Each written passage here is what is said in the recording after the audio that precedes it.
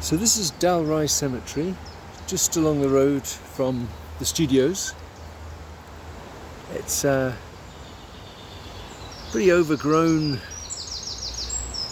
almost somewhat neglected place, surrounded on, I think, all four sides or three sides by busy roads.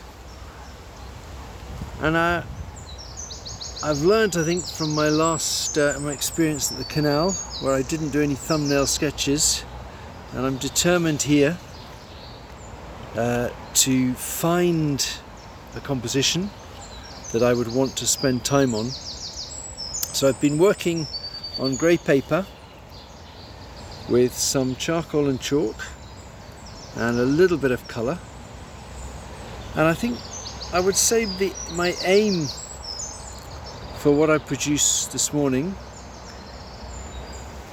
would be to create an atmosphere. So I suppose there are all sorts of atmospheres associated with cemeteries. It could be spooky, it could be morbid, and I want to but I think I'm looking for light. I'm looking for light and life, and so that's probably what will influence the viewpoints that I choose and the way that I try to develop these studies into something more complex.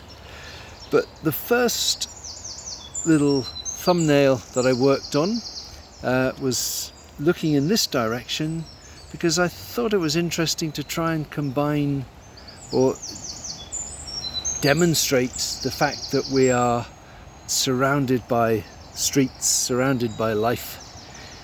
And so I chose this particular view, working with almost from the tree here out to the wall, which has a number of headstones attached to it, but then looking over the wall to Dalry Road, and there's this bright yellow shop. So I did allow myself a bit of green for the greenery and a bit of yellow for the shop sign. So that was one idea, but I wasn't sure how much sense it made, maybe particularly of the cemetery, of the graveyard. I think because of all the other things that I've included, it's possible that the cemetery headstone element of my composition might actually be completely overtaken by the colour of the shop and the windows of the flats and so on. So that was one possibility, and then I'll show you another. So this was a second possibility. This row of headstones, I think they're actually war graves, and maybe that's what they make me think of. Some of the cemeteries and war graves in the north of France. So these isolated headstones create a pattern, a rhythm that attracted me. And also, as I've said, the cemetery's pretty overgrown, so it can be quite hard to make sense of some of the areas. But here, selecting just these three headstones, three or four, moving off up the hill into the distance, and then there's a whole structure here, a sort of staircase, which leads up to the upper level of the cemetery and up to the road beyond. So it can sometimes be useful to look for patterns, rhythms, in order to illustrate, represent what you're looking for in a particular subject matter. And because this is a little bit simpler, I'm not going to make very much of the staircase up here. I might do a little bit more with the trees and some other kind of neglected headstones over there.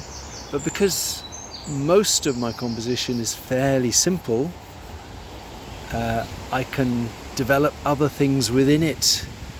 Like, it's just really, really nice the way there are flowers, plants growing all around. You can hear the birdsong as well. So although, you know, it's a cemetery, city of the dead as it were, there's lots of life that might be something I would want to capture in a composition. So I've moved up to a higher point in the cemetery, come up those stairs to the top level, and of course I have my viewfinder, and I'm continuing to look for particular compositions. I quite like this one. I'll come back to that one in a minute. It seems to satisfy some of the things that I've been looking for, which is to feature some of the headstones.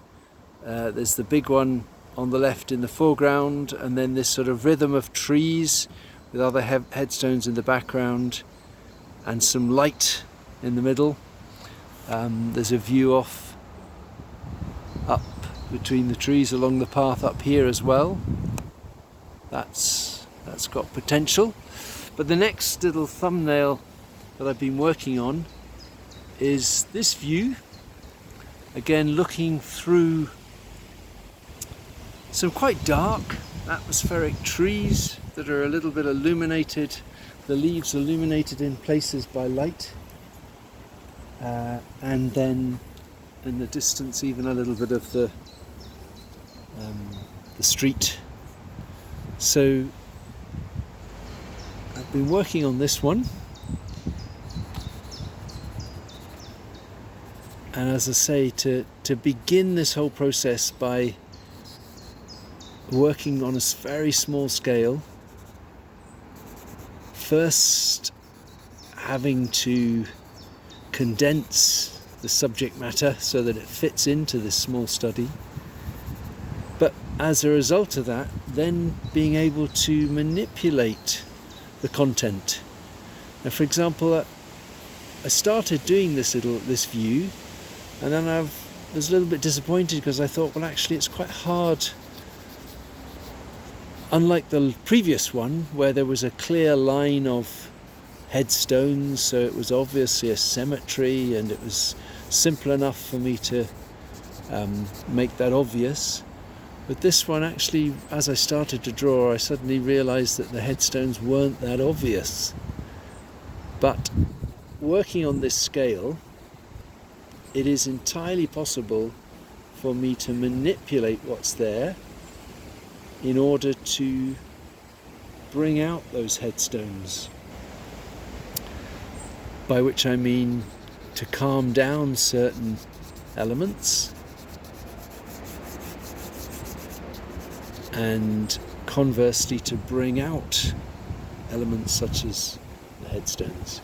So what I would be doing with this, and I could do a little bit more to the study, and if this becomes my composition, I'll go further with the process. But what I can do with my little study is just adjusting things so that for example, I get more contrast of light and dark and colour in the middle, and then maybe, I think, particularly one headstone here that I'm going to make more of. And by darkening and dulling down, making shadier other areas, I can draw attention to particular headstones. And also what I liked about this composition was that it's a view right through to the distance. I think I would play down the windows and the buildings in the distance, but I would like them there as an indication of the city which is beyond the walls of the cemetery.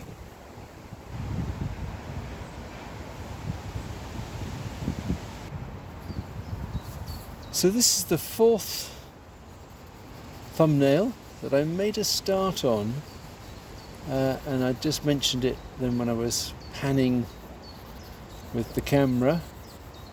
I do quite like having this single headstone, which is quite distinctive, in the foreground, and then there's lots to develop in the background with a whole rhythm of trees and headstones. So I could definitely work with that, but I've come to the conclusion that the previous one is the one that I would like to work with. And the reason being, although this is nice and light and it's got what I want, the rhythm of trees with the headstones, it's not too chaotic, although I think I feel it's important with what I do to represent some of the fallen stones and the element of neglect that there is in this particular cemetery. But I think because it's all light, it's not as dramatic as the previous one, the one above it that I've just been working on. So I've made my decision, I've done my studies, and I'm going to work with this particular composition on a full A4 sheet. So I'll embark on that next. So because I'm after atmosphere, what could be better than starting with some charcoal rub away drawing, cover the page, and because, as I've described, what I liked about this particular viewpoint is the way things open out into the light. So I can actually, I'm starting with the charcoal mid-tone. We've got these two lovely trees, the gap between them, lots of headstones in the shadows and fallen over, and it opens out into this light area, and then off in the distance I've got more trees, and then the headstones, which I want to draw attention to somewhere in the middle there. So might push that around a little bit more just to get things exactly as I want.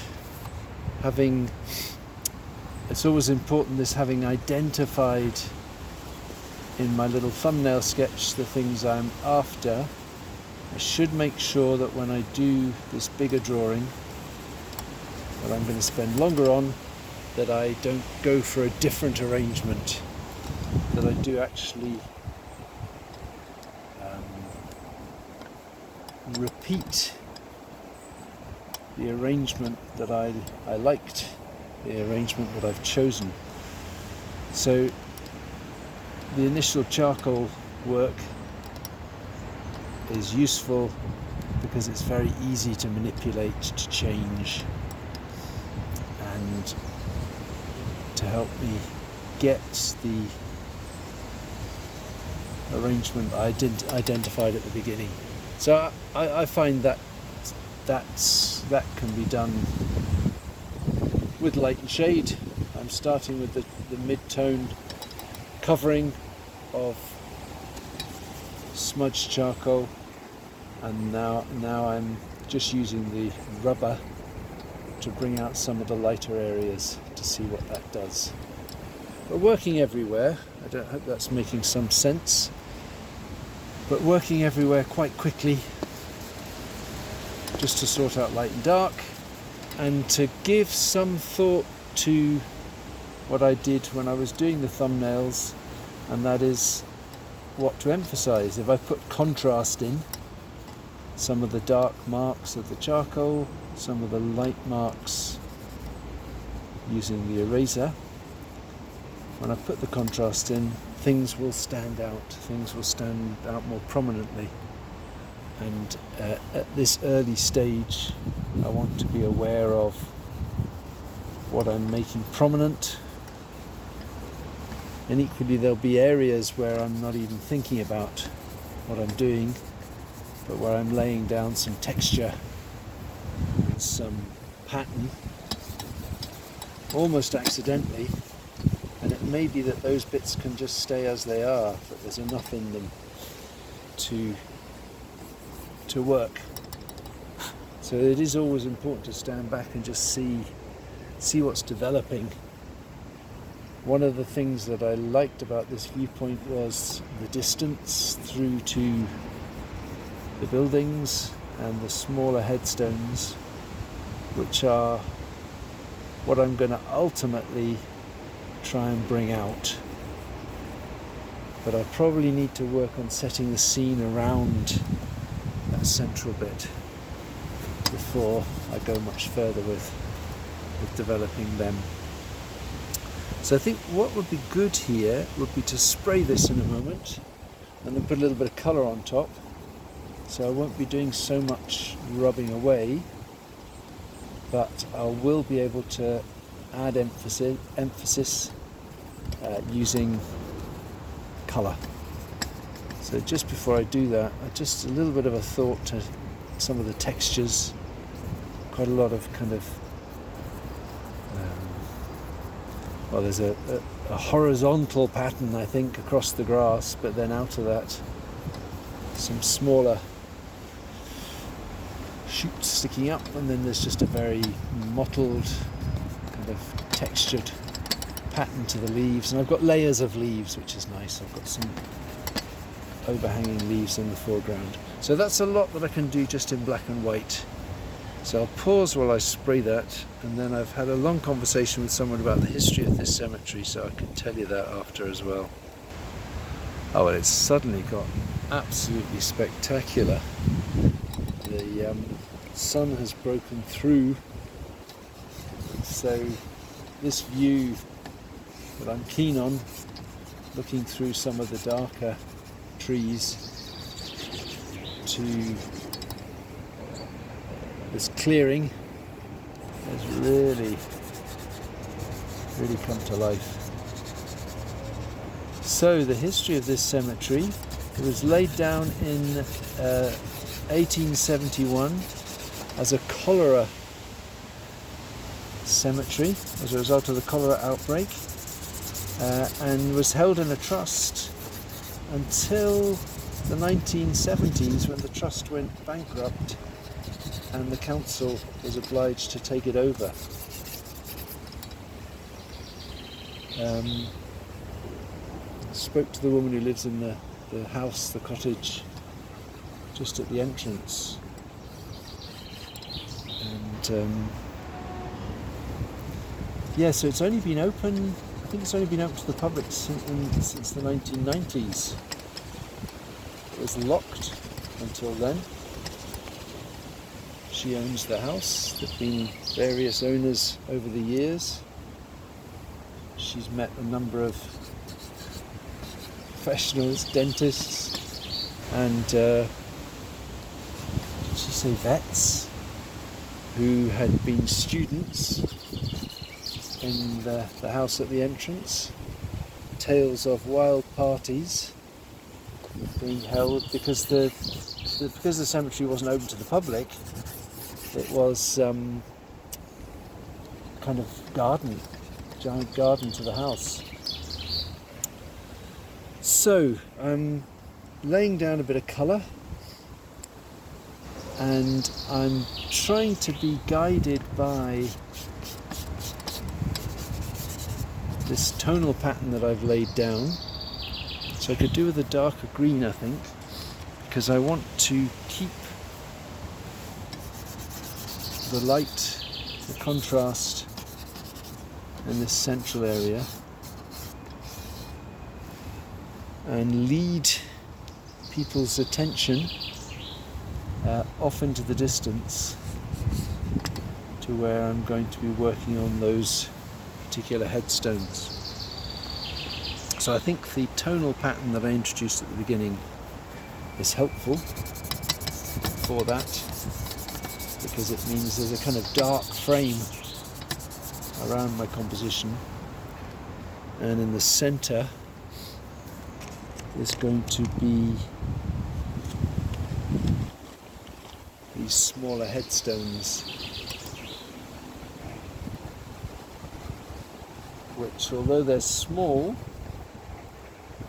I'm hoping the way that I work with colour and tone will lead people's eye off into the distance. So I probably need something to represent those distant buildings. There's a certain warmth to the wall in the distance. So maybe I'll put that on and decide about whether I want to feature windows. But I want to gradually work on that space in the distance. And as well as putting down colours, I can still work with my charcoal and darken some of the pastel colours. And really this is like another shadows. It's turned into a shadows theme. So I want to keep building up my charcoal, I think, and even thinking about light and dark, about cool and warm combinations to manage those shadows and colour.